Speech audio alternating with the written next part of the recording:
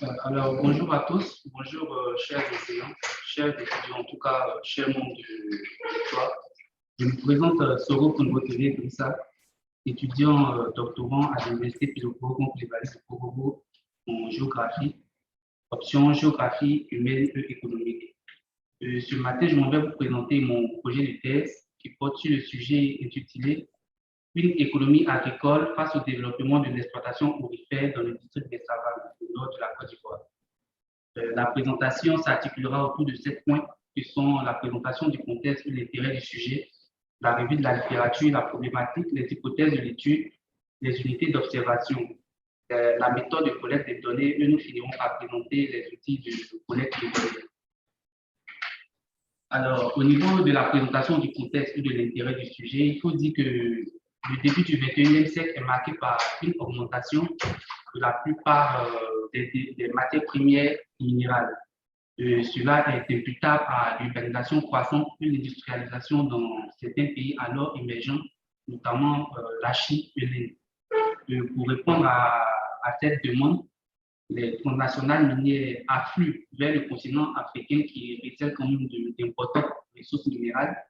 Les statistiques parlent d'ailleurs de 14% des ressources minérales produites. Dans ce contexte, le secteur minier gagne en importance dans certains pays de l'Afrique subsaharienne, notamment en Côte d'Ivoire, où l'économie reste fortement tributaire de l'activité agricole. Il faut dire que si cette activité a été promue, je parle bien sûr de l'exploitation minière, si elle a été promue pour appuyer le développement économique du pays en supplément à l'activité agricole, il faut noter ses effets négatifs sur l'économie locale et sur l'agriculture. Alors, cette étude a été initiée en ayant pour intérêt la mise en regard des effets de l'exploitation aurifère sur le dynamisme de l'activité agricole. Comment La consultation de la littérature pour établir ce projet de thèse nous a permis de dégager 4 grands axes, dont le premier ici est intitulé Les déterminants du développement de l'exploitation aurifère en Côte d'Ivoire. Alors, quels sont les facteurs qui concourent au développement de l'exploitation aurifère en Côte d'Ivoire? Dans la littérature, on nous dit que déjà, le pays est doté d'importantes potentialités minières. La SODEMI estime le potentiel aurifère du pays à 600 tonnes. À cela, il faut ajouter la hausse, le maintien à un niveau élevé du prix d'achat de l'or sur le marché international. Il y a aussi la mise en place d'un cadre législatif favorable à l'investissement étranger.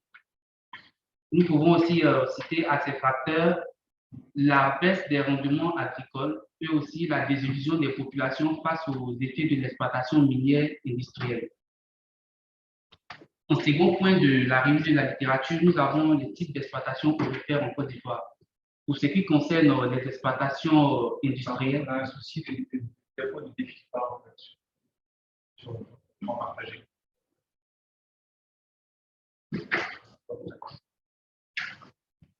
Excuse-moi, je te interromps.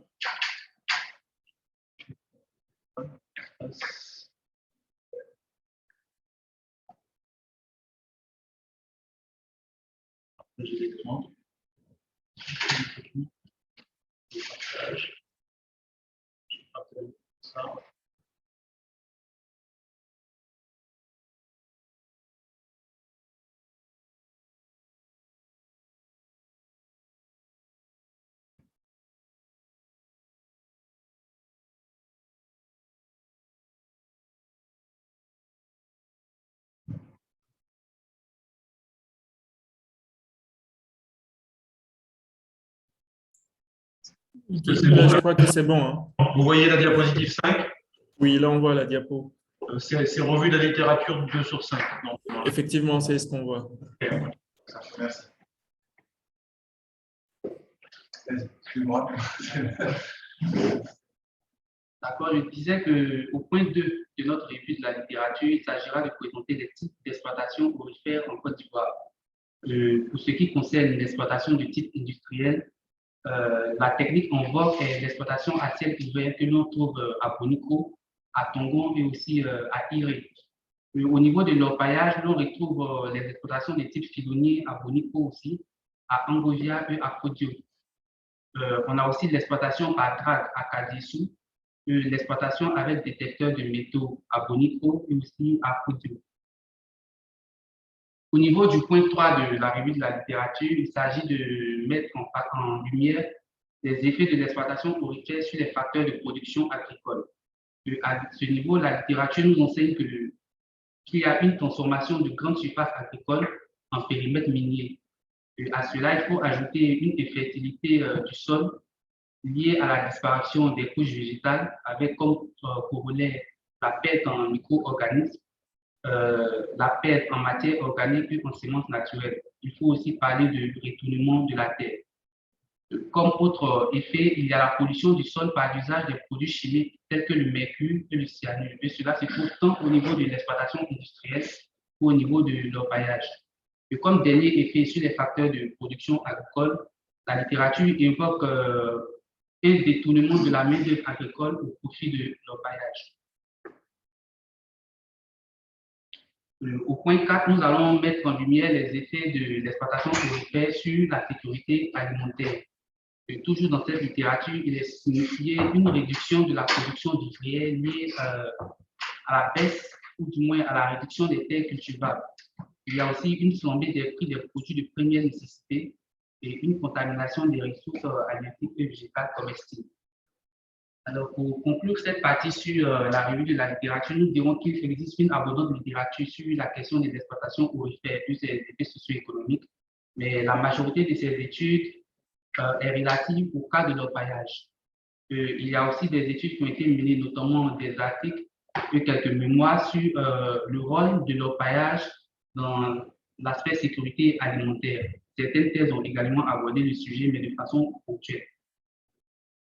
Donc, nous croyons que ces éléments confirment l'originalité de notre sujet qui prend en compte les deux types d'exploitation, notamment l'exploitation industrielle et l'orpaillage, en se focalisant sur le thème de l'exploitation de la sécurité alimentaire. À présent, nous allons passer à la problématique. À ce niveau, il faut dire que la Côte d'Ivoire indépendante a hérité d'un système économique basé sur l'exploitation des matières premières agricoles, notamment un système extensif du café et du cacao.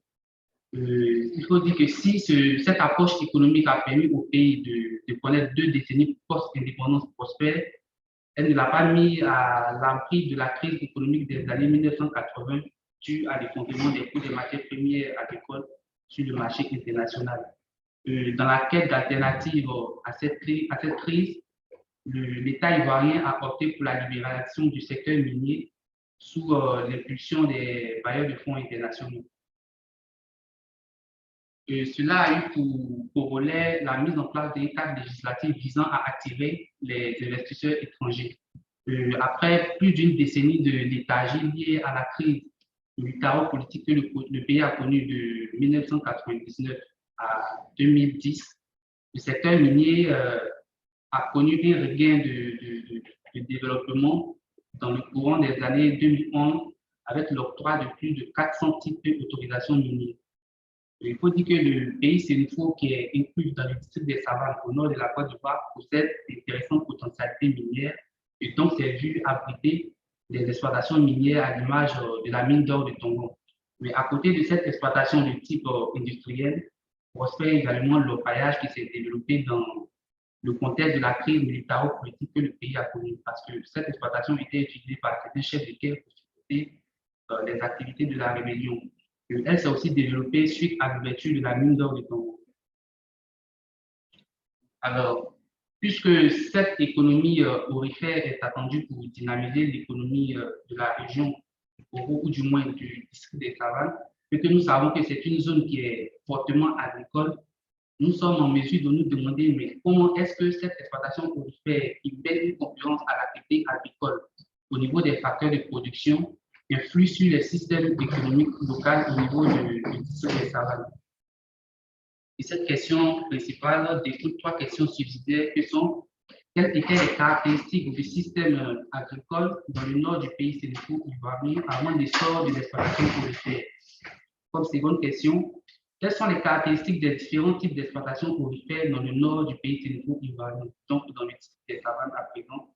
Et quels sont les effets des différents types d'exploitation aurifère sur le système agricole dans le nord du pays sénégal-ivoirien. Et ici, on a une illustration, la carte qui nous présente la mine d'or de Tongon, la localité de Tongon elle-même, les sites qui ont été retenus dans le cadre de cette étude, notamment les villages de Koumbé et Tibila, où l'activité de l'orpaillage connaît actuellement un réveil d'intérêt. Voulant se baser sur une approche hypothético-déductive, nous avons émis certaines hypothèses que nous allons ensuite éprouver dans la suite du travail. À ce niveau, comme hypothèse spécifique 1, nous stipulons que l'activité agricole dans le nord du pays ivoirien faisait déjà face à de nombreuses difficultés bien avant l'essor de l'exploitation aurifère. En hypothèse spécifique 2, nous supposons que l'exploitation minière réduit considérablement les terres cultivées, mais détourne peu la main-d'œuvre agricole.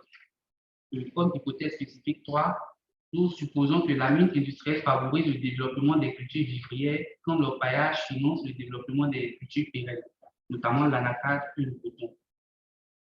Et pour vérifier ces hypothèses, nous allons appesantir nos observations sur certaines unités, que sont l'évolution des aires cultivables, la qualité du sol, les indicateurs d'appréciation de l'activité alimentaire, notamment le score de consommation alimentaire et le score de diversité des aliments par ménage.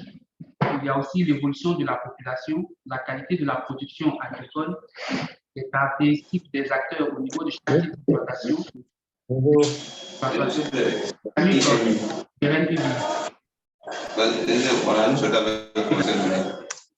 D'accord.